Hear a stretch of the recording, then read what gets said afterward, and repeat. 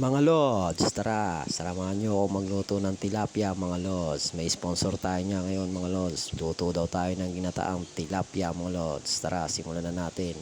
Ito yung mga rekado niya mga lods. Sibuyas, bawang, luya, siling green mga lods. At may MSG tayo dyan. At paminta, panggata mga lods. Saka suka, saka pechay mga lods. Ayan ang ating mga gagamitin na pagluto. Mga rekado yan mga lods. At tara, lagay na natin sa ating lalagyan at lutuan ng ating mga tilapia mga lods. Ayan mga lods. Sabay ilagay na rin natin ang ating mga rekado mga lods. Unahin natin dyan ng luya.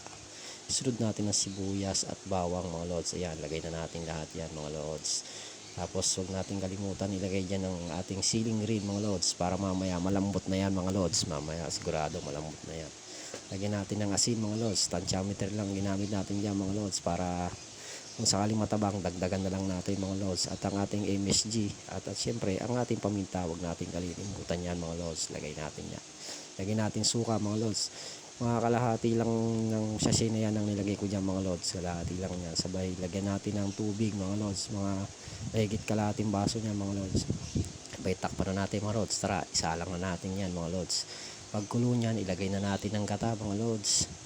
Yan mga lods.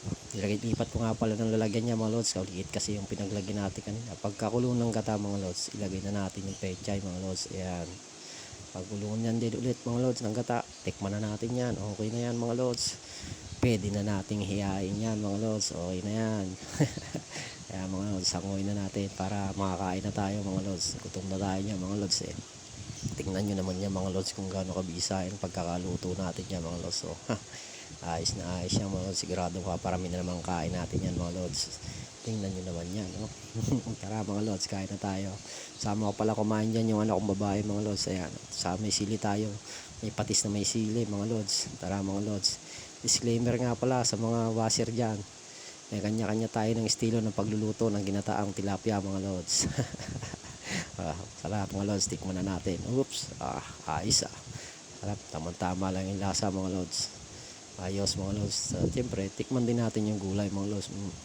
Tama-tama lang din mga lods. Hindi matigas, hindi rin malambot. Sa gitna lang siya mga lods.